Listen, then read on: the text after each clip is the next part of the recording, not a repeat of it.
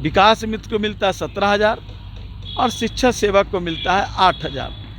तो क्या वो धोबी समुदाय से हैं, इसीलिए संख्या तो इतनी आने का जो सूचना मिल रही है कि हमको लगता है कि ये मैदान छोटा पड़ जाएगा। हमारे जो नौजवान हैं उनके तो रोज़गार छीन ही गए, अब उनको रोज़गार देने के नाम पर नौकरी भी नहीं मिल रही है। तो हिस्सेदारी के संबंध में हमारे साथ न्याय नहीं किया गया। ये हिंदुस्तान है और इस हिंदुस्तान के अंदर हक की लड़ाई वर्षों से चली आ रही है। बहरहाल राजधानी पटना के मिलर ग्राउंड में एक जो बड़ी रैली है वो 2 अप्रैल को होने वाली है और इसको लेकर पुरजोर तैयारी की जा रही है। बिहार सरकार के पूर्व मंत्री श्याम रजक मुख्य अतिथि के तौर पर जिस सभा में आ रहे हैं, ये सभा एक अधिकार रैली है और रैली में जो अधिकार मांगा जाएगा वो धोबी समाज के लिए होगा। अखिल भारतीय धोबी महासंघ के बैनर तले जो हज़ारों की संख्या में लोग आ रहे हैं वो अपना प्रशासनिक, सामाजिक और राजनीतिक तौर पर अधिकार मांगने के लिए पटना पहुंच रहे हैं और इसकी अध्यक्षता जो है वो की जाएगी, जिसमें मांगे होंगी कि धोबी समाज के लोगों को उनका जो अधिकार है वो दिया जाए।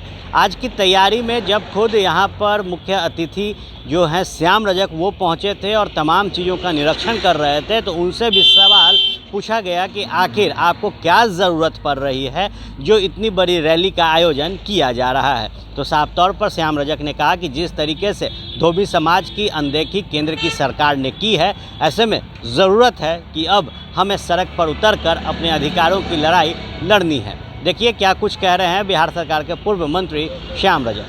देखिए, अखिल भारतीय धोबी महासंघ की ओर से धोबी अधिकार रैली का आयोजन किया गया है 2 अप्रैल को।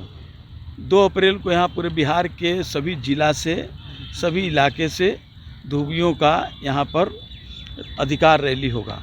इसके पीछे प्रयोजन है कि हमारी राजनीतिक, हमारी प्रशासनिक जो हिस्सेदारी है, हिस्सेदारी के संबंध में हमारे साथ न्याय नहीं किया गया। जहां हमारे साथ हमारे समाज के लोग संसद में पहले 1 से 2 संख्या रहती थी बराबर बिहार से, और विधायक में 3 से 5 रहता था, लेकिन आज की स्थिति ये है विगत कई वर्षों से कि हमारी राजनीतिक शून्यता की ओर है। प्रशासनिक का जहां मामला है, पहले यहाँ हमारा 5% प्रशासनिक में हमारे पदाधिकारी, हमारे लोग रहते थे, 1st, 2nd रैंक के, 3rd रैंक के क्रम के। लेकिन आज जो प्रोन्नति में आरक्षण का कानूनी दांव पेच में फंस करके हमारा आज संख्या 3% से 3.5% हो गया, यानी 1.5% हमारी कमी है। जबकि हमारी आबादी लगभग 1.5 करोड़ हमारी आबादी है बिहार में पूरी धोबियों का।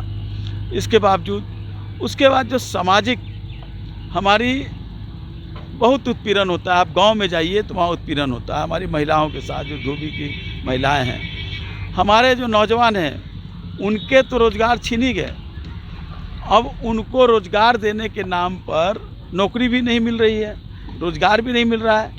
एक था कि टोला सेवक था, टोला सेवक जो शिक्षा सेवक के नाम पर हुआ, 18,000 में 14,000 धोबी समुदाय के नौजवान शिक्षा सेवा करने का काम कर रहे हैं।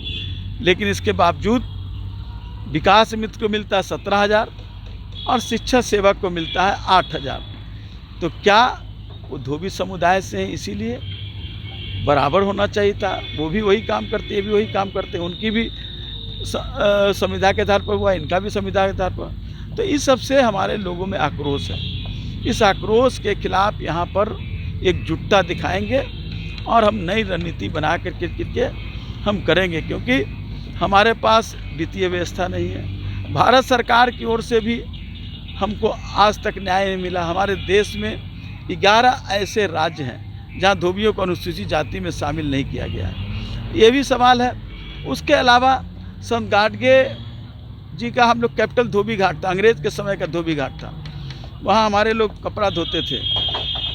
माननीय मुख्यमंत्री, माननीय महामहिम राज्यपाल, उस समय के तत्कालिक प्रतिपक्ष के नेत्री, सब लोग उपस्थित होकर के संत गाडगे बाबा की प्रतिमा का अनावरण करवाए थे।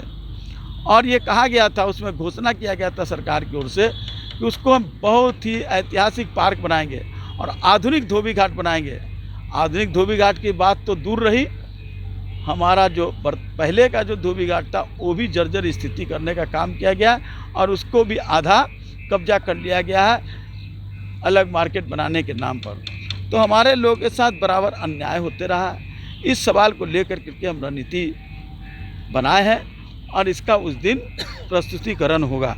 और हमारे देश भर के लोग जो नेता हमारे हैं, चाहे वो बहराइच के एमपी रहे हैं कमांडो कमल किशोर, हमारे पलामू के दो एमपी रहे हैं कामेश्वर बैठा, हमारे ब्रज किशोर राम, ये दोनों पहले एमपी थे। उसके बाद दसई चौधरी जी जो एमपी रहे, भारत सरकार के मंत्री रहे, ये लोग रहेंगे। उसके बाद जो हमारे एक्स एमएलए हैं, ये सारे लोग को आमंत्रित किया गया। कितनों की संख्या में? संख्या का कहूँ, संख्या तो इतनी आने का जो सूचना मिल रही है कि हमको लगता है कि ये मैदान छोटा पड़ जाएगा, लेकिन हम लोगों ने सिर्फ प्रतिनिधि बुलाया है और हमें लगता है कि ये भरने के बाद भी पूरा सड़क पर लोग रहेंगे। एक ऐतिहासिक और अधिकार रैली होगी।